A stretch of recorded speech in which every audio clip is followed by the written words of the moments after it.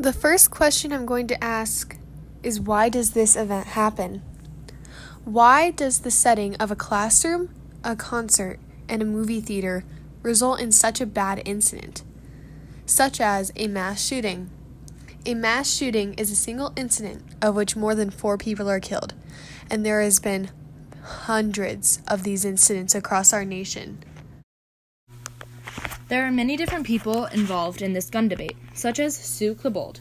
She believes that guns should be harder to buy. She is the mother of a Columbine shooter. And she also believes that a change in law should be made so that minors cannot buy guns and better background checks should be necessary. There's also Peter Lingman. He does not believe teachers should have guns in classrooms.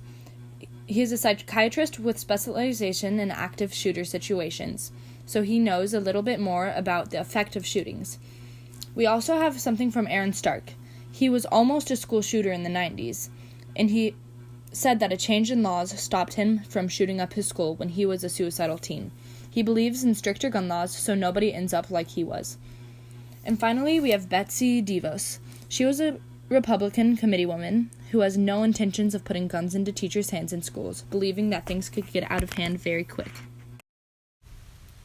People who contribute to mass shootings are the government, therapists and psychologists, parents of the shooters, and students and parents. The government contributes to this because when shootings happen, it's their job to speak out and find solutions, which doesn't always happen.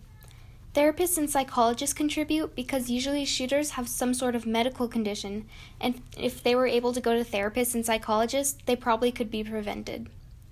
Parents of the shooters are contributors because of the way they raise their kids can cause them to act out in extreme ways, such as mass shootings. And a lot of student shooters are able to get a hold of a gun because of their parents owning a gun. Lastly, students and parents contribute to mass shootings because they're the victims or parents of victims, so they have the power to speak out and make a difference or stay silent. These days, we worry a lot about our safety, specifically with guns, and as we know, there are always 2 sides to a story. I'm going to talk about people who are against shootings. My thoughts about this group of people is that they are more empathetic towards others. They also probably live in greater fear.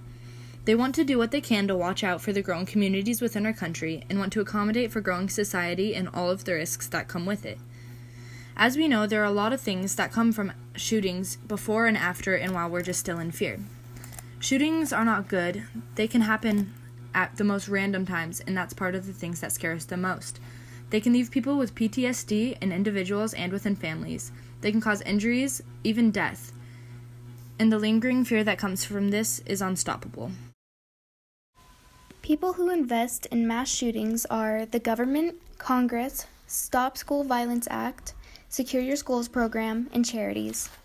The government invests in mass shootings because they are the ones responsible for enforcing laws and finding solutions to save lives of victims. Congress is an investor because they also help make and pass laws to solve problems of mass shootings.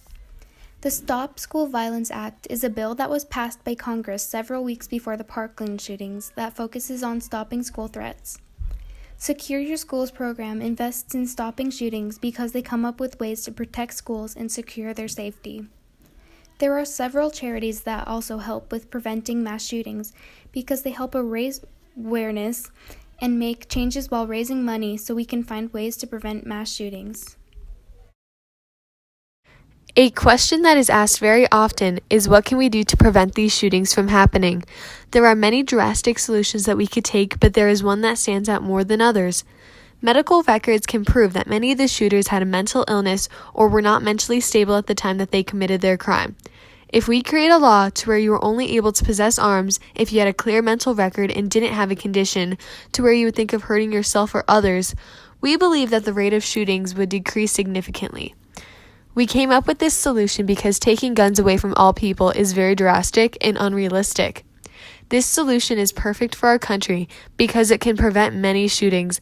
Also, it doesn't take away from others who believe in the right to possess arms. Shootings should not be a concern in our country, and with the right voices, funding, and actions, shootings can be more prevented. Stop the violence and do all you can to keep our country safe.